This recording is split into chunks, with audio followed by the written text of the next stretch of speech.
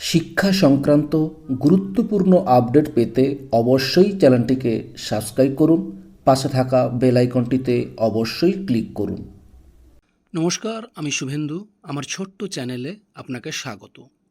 রাজ্য সরকারি কর্মচারীদের জন্য অত্যন্ত গুরুত্বপূর্ণ একটি আপডেট আজকের মিডিয়াতে উঠে এসেছে, সেটাই আপনাদের সঙ্গে শেয়ার করতে চাই। দেখুন, পোর্টালে ডিএর হিসেব, তবুও শঙ্কা। দেখুন কি বলেছে।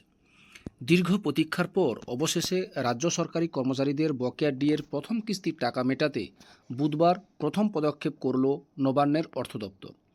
তবে এই পদক্ষেপে কিছুটা স্বস্তি মিললেও বকেয়া প্রাপ্তি নিয়ে তৈরি হওয়া ধোঁয়াশা কিন্তু পুরোপুরি কাটল না। সরকারের নির্দেশিকা অনুযায়ী এদিন থেকে ইন্টিগ্রেটেড ফিনান্সিয়াল ম্যানেজমেন্ট সিস্টেম পোর্টালে লগ ইন করলেই সরকারি কর্মীরা নিজেদের বকেয়া ডিএর হিসেব দেখতে পাচ্ছেন।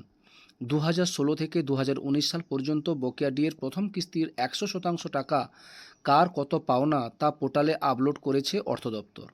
আর এই খবর ছড়াতেই নিজেদের পাওনা গণ্ডার হিসাব দেখতে পোর্টালে রীতিমতো হুড়োহুড়ি পড়ে যায় কর্মীদের মধ্যে।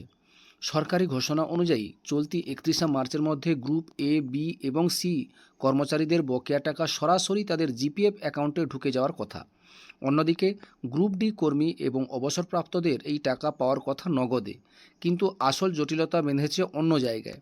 সরকারি কর্মীদের হিসেব পোর্টালে দেখা গেলেও শিক্ষক, অশিক্ষক কর্মী, পুরসভা, পঞ্চায়েত, রাষ্ট্রায়ত্ত সংস্থার কর্মচারী এবং পেনশনভোগীরা কিভাবে বা কবে এই বকেয়া পাবেন তার কোনো স্পষ্ট রূপরেখা এখনও মেলেনি। ভোটের আদর্শ আচরণবিধি চালু থাকায় অর্থ দপ্তরের কর্তারা এই বিষয়ে আপাতত মুখে কুলুপ এঁটেছেন। তবে তাদের হাবভাব বলছে প্রক্রিয়া যখন শুরু হয়েছে তখন ধাপে ধাপে সবাই পাবেন। কিন্তু যৌথ মঞ্চ সহ অন্যান্য কর্মচারী সংগঠনগুলির মনে সন্দেহ থেকেই যাচ্ছে। 31শে মার্চের ডেডলাইনের আগে মুখ্যমন্ত্রী দেওয়া প্রতিশ্রুতি কি সত্যি পূরণ হবে, নাকি সবাই এই বকেয়ার মুখ দেখবেন না? সেই চরম ধোঁয়াশাতেই এখন দিন গুনছেন রাজ্যের লক্ষ লক্ষ কর্মচারী। এই ছিল একটি আপডেট আপনাদের সঙ্গে শেয়ার করলাম। ভিডিওটি দেখার জন্য অসংখ্য অসংখ্য ধন্যবাদ।